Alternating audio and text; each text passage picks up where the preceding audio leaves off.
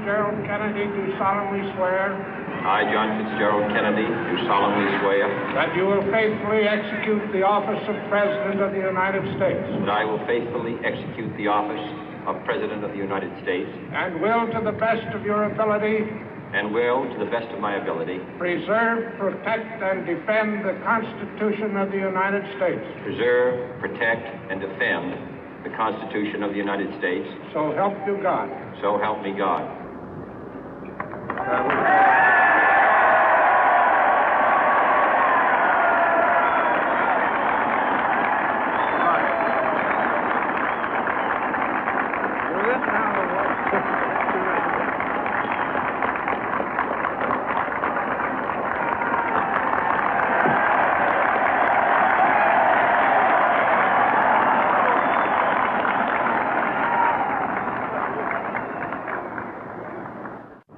Vice President Johnson, Mr. Speaker, Mr. Chief Justice, President Eisenhower, Vice President Nixon, President Truman, Reverend clergy, fellow citizens.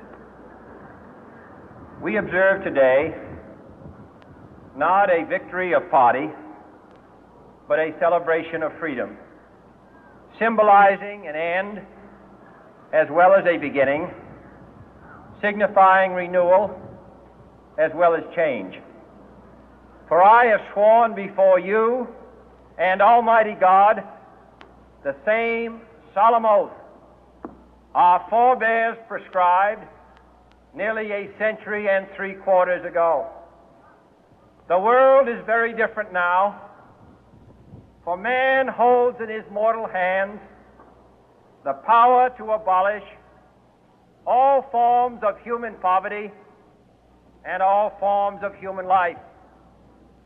And yet the same revolutionary beliefs for which our forebears fought are still at issue around the globe. The belief that the rights of man come not from the generosity of the state, but from the hand of God. We dare not forget today that we are the heirs of that first revolution.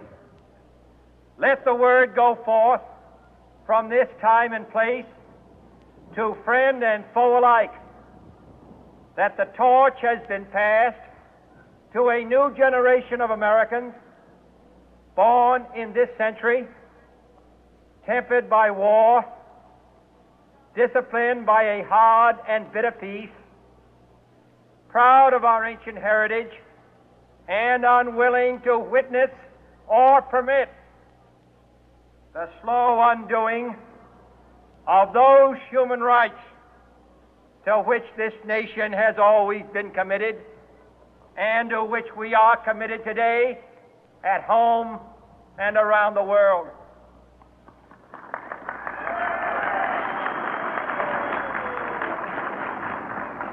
Let every nation know, whether it wishes us well or ill, that we shall pay any price, bear any burden, meet any hardship, support any friend, oppose any foe to assure the survival and the success of liberty.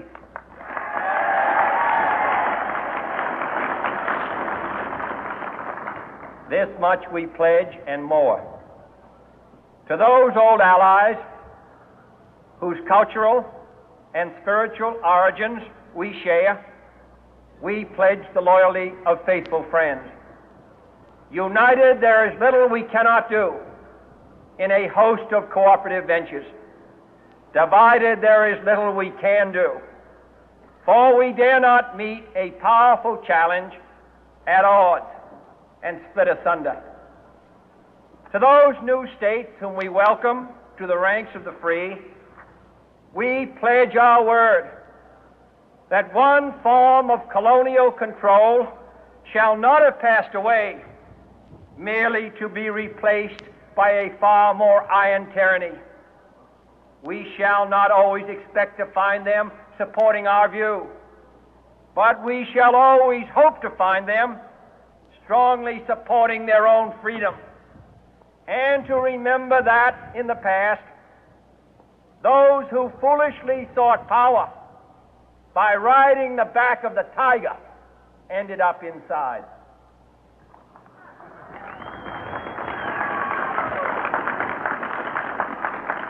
To those people in the huts and villages of half the globe struggling to break the bonds of mass misery, we pledge our best efforts to help them help themselves for whatever period is required, not because the communists may be doing it, not because we seek their votes, but because it is right. If a free society cannot help the many who are poor, it cannot save the few who are rich.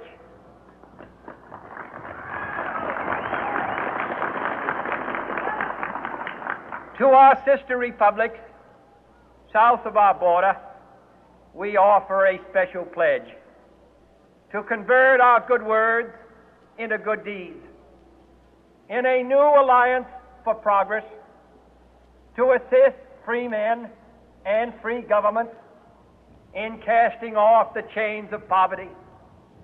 But this peaceful revolution of hope cannot become the prey of hostile powers. Let all our neighbors know that we shall join with them to oppose aggression or subversion anywhere in the Americas. And let every other power know that this hemisphere intends to remain the master of its own house.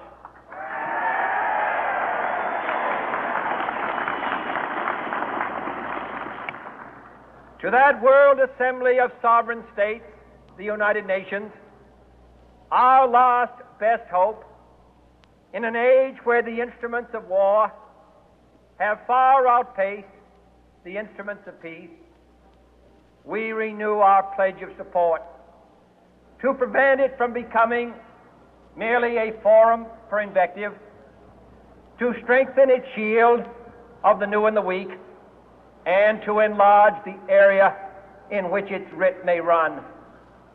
Finally, to those nations who would make themselves our adversary, we offer not a pledge, but a request that both sides begin anew the quest for peace.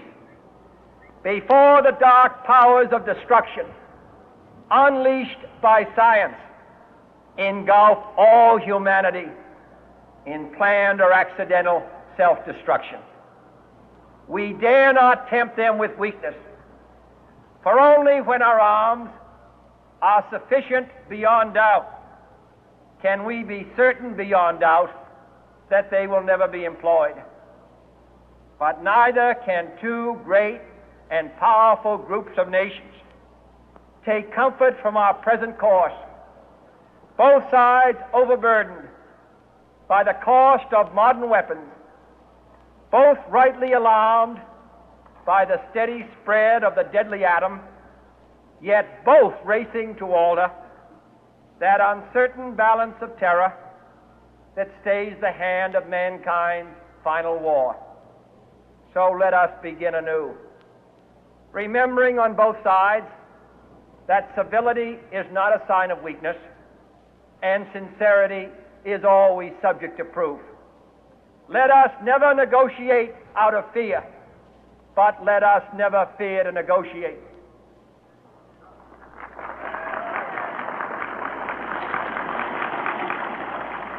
Let both sides explore what problems unite us, instead of belaboring those problems which divide us. Let both sides, for the first time, formulate serious and precise proposals for the inspection and control of arms, and bring the absolute power to destroy other nations under the absolute control of all nations.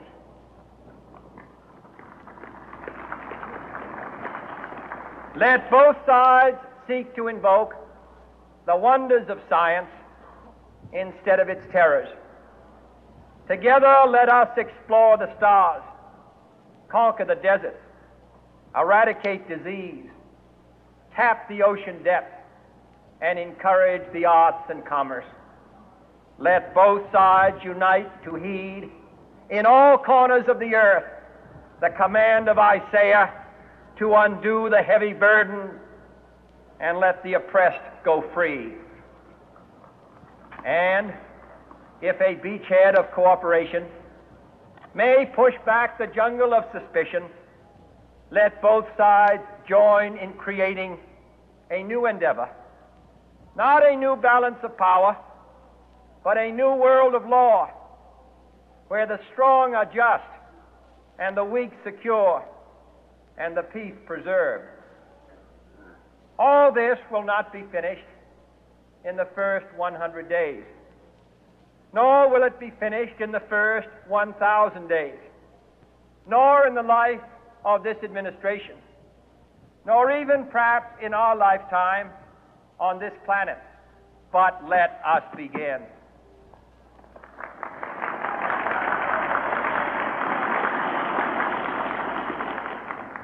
In your hands, my fellow citizens, more than mine, will rest the final success or failure of our course.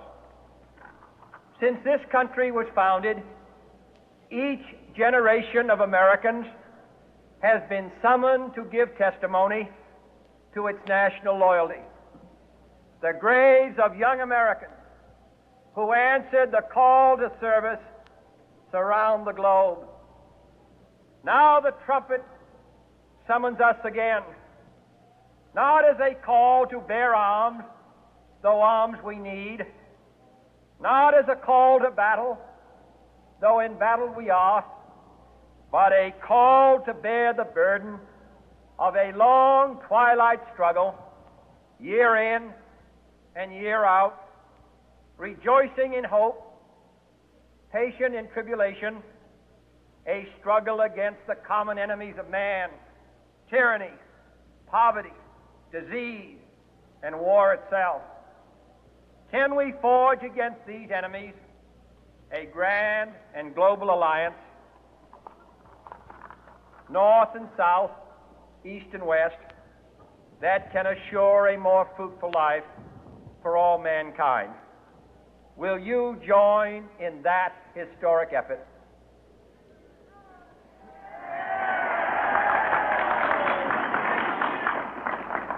In the long history of the world, only a few generations have been granted the role of defending freedom in its hour of maximum danger. I do not shrink from this responsibility. I welcome it.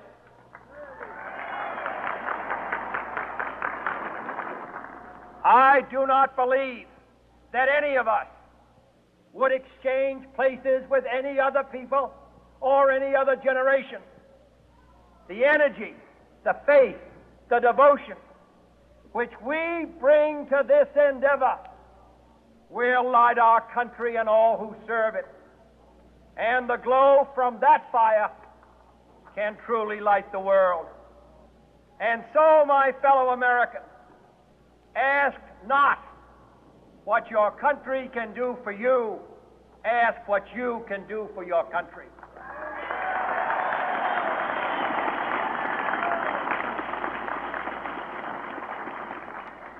My fellow citizens of the world, ask not what America will do for you, but what together we can do for the freedom of man.